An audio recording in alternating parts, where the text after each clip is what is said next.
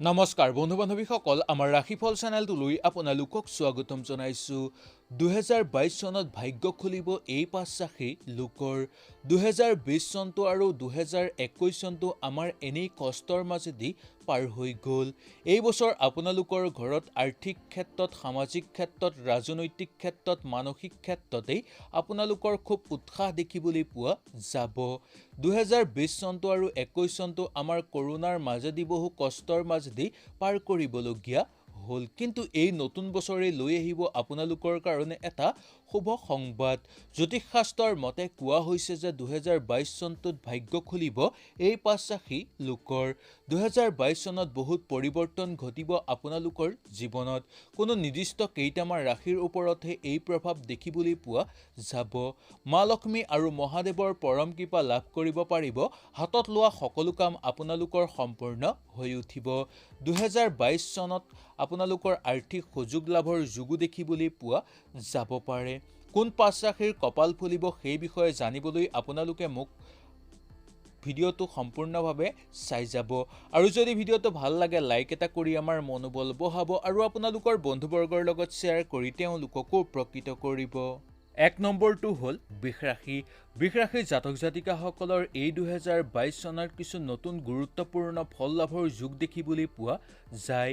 এই নতুন বছৰৰ আপোনালোকৰ কৰণীয় দায়িত্ব পালন কৰি গ'লে সকলো ক্ষেত্ৰতে সফলতা লাভ কৰিব পাৰিব। এই সময়ত আপোনালোকৰ মানসিক অস্থিৰতা, ঘৰুৱা কণ্ডল আপোনালোকৰ অতি সোনকালে দূৰ হৈ পৰা দেখিবলৈ পোৱা যাব। শৰীৰৰ আগতকৈ আপোনালোকৰ উন্নত হৈ পৰা দেখিবলৈ পোৱা যাব। পাৰিবাৰিক ক্ষেত্ৰত আপোনালোকৰ সুখ শান্তিৰে বিৰাজ কৰিব পাৰিব। 2021 চনত বিবাহৰ কাৰণে অতিকৈ উপযোগী সময় বুলি ক'ব পৰা যায় বৃষ ৰাশিৰ জাতক জাতিকাসকলৰ। মামলা মোকদ্দমাৰ লগত জড়িত লোকসকলৰ কাৰণেও অনুকূল প্ৰভাৱ দেখিবলৈ পোৱা যাব। যিকোনো কাম হাতত ল'লে সেই কামটো দুই এবাৰ ভালকৈ চাই বুজি লোৱাৰ পিছতে সেই কামটো সম্পূৰ্ণভাৱে কৰিবলৈ ইচ্ছা প্ৰকট কৰাটো আপোনালোকৰ কাৰণে দৰকাৰ। পঢ়া শুনাৰ ক্ষেত্ৰতো আপোনালোকৰ অনুকূল প্ৰভাৱ দেখিবলৈ পাব, কিন্তু কাৰোবাৰ কথাৰ মতে ভুল গৈ আপোনালোকে যাতে বেলেগ সিদ্ধান্ত লৈ নেপেলায় তাৰ প্ৰতি লক্ষ্য ৰাখিব লাগিব। 2 নম্বৰ ৰাশিটো হ'ল কন্যা ৰাশি। কন্যা ৰাশিৰ জাতক জাতিকাসকলৰ 2022 চনটোৱে এটা নতুন খবৰ লৈ আহিব। বহুদিনৰ পৰা ৰৈ থকা কামো আপোনালোকৰ এই নতুন বছৰতেই হৈ উঠিব প্ৰথম ভাগত। ঘৰত যদি গাড়ী ক্ৰয় কৰিব বিচাৰে তেনেহ'লে এই বছৰ আপোনালোকৰ কাৰণে অত্যন্ত শুভৰ। মনৰ সকলো ডাঙৰ সৰু কাম আপোনালোকে কৰি সম্পূৰ্ণ কৰিব পাৰিব আৰু মনত বহুদিনৰ পৰা লৈ থকা বোজা আপোনালোকৰ দূৰ হৈ পৰিব। আপোনাৰ জীৱনৰ প্ৰত্যেকটো অধ্যায় নতুনভাৱে আৰম্ভ হ'ব বুলিও ক'ব পৰা যায়। এখন খোলা কিতাপৰ দৰে আপোনালোকৰ জীৱন হৈ পৰিব পাৰে। 2022 চনত প্ৰত্যেকটো কামৰ সুযোগ আপোনালোকে লাভ কৰিব পাৰিব, মাত্ৰ সেই কামটো নিৰ্বাচন কৰাটোৱেই আচল কথা। কৰ্মক্ষেত্ৰত পদোন্নতিৰ যোগ দেখিবলৈ পোৱা যাব। নিবনুৱাসকলৰ কাৰণে কৰ্মপ্ৰাপ্তিৰ যোগ লৈ আহিব। আপোনালোকে ঘৰত যদি সম্পদ ক্ৰয় কৰিব বিচাৰে তেনেহ'লে সুন্দৰভাৱে সেই সম্পদ ক্ৰয় কৰিব পাৰে। মামলা মোকদ্দমাৰ লগত জড়িত লোকসকলৰো জয়ৰ সম্ভাৱনা দেখিবলৈ পোৱা যাব। যিকোনো ঘৰত সিদ্ধান্ত আপোনালোকৰ গুৰুস্থানীয় ব্যক্তিৰ দ্বাৰা লোৱাটো উচিত বুলি ক'ব পৰা যায়। 3 নম্বৰ ৰাশিটো হ'ল ধনু ৰাশি। ধনু ৰাশিৰ জাতক জাতিকাসকলৰ 2022 চনটো আপোনালোকৰ কাৰণে মধ্যম হিচাপে পাৰ হ'ব। সকলো ক্ষেত্ৰতে আপোনালোকে আগভাগ লওঁতে দুই এবাৰ ভালকৈ চাই বুজি ল'ব লাগিব। ঘৰত যদি আপোনালোকৰ সম্পদ লাভৰ যোগ দেখিবলৈ পায় তেনেহ'লে সেই সম্পদ আপোনালোকে লাভ কৰাটো উচিত। এই বছৰ আপোনালোকৰ কিছু ক্ষেত্ৰত ক্ষতি হ'ব যদিও মানসিক চাপ আপোনালোকৰ পাতল হোৱা দেখিবলৈ পোৱা যাব। আৰ্থিক ক্ষেত্ৰত লাভৱান হৈ পৰিব। খৰচৰ মাত্ৰা কিছু কম হৈ পৰা দেখিবলৈ পোৱা যায় এই বছৰ আপোনালোকৰ। ধনুৰাশিৰ জাতক জাতিকাসকলৰ চাকৰিৰ প্ৰবল যোগ দেখিবলৈ পোৱা যাব। আগষ্ট মাহৰ পৰা অক্টোবৰ মাহৰ ভিতৰত সম্পদ লাভৰ যোগো দেখিবলৈ পোৱা যায়। নতুন বছৰৰ পৰিস্থিতি চাই আপোনালোকে যিকোনো সিদ্ধান্ত লোৱাটো দৰকাৰ। শিক্ষাৰ্থীসকলৰ কাৰণে দূৰ ভ্ৰমণ বা বিদেশ ভ্ৰমণৰ যোগ দেখিবলৈ পোৱা যাব। প্ৰেমৰ সম্পৰ্ক অটুট হৈ থাকিব আৰু প্ৰেমৰ অপেক্ষাত ৰৈ থকা লোকসকলে প্ৰেমৰ সম্পৰ্ক বিচাৰি পাব। বিয়া বাৰু খুব সুন্দৰভাৱে হৈ পৰা দেখিবলৈ পোৱা যাব এই 2022 চনত। 4 নম্বৰ ৰাশিটো হ'ল কুম্ভ ৰাশি।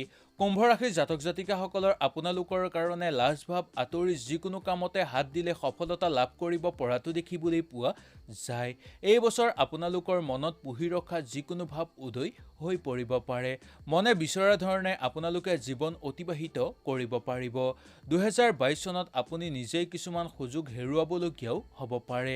এই নতুন বছৰৰ আপোনালোকে যাতে বেয়া ফালে গতি নকৰে তাৰ প্ৰতিও লক্ষ্য ৰাখিব লাগিব। দাম্পত্য জীৱনত আপোনালোকৰ সুন্দৰ হিচাপে পাৰ হ'ব।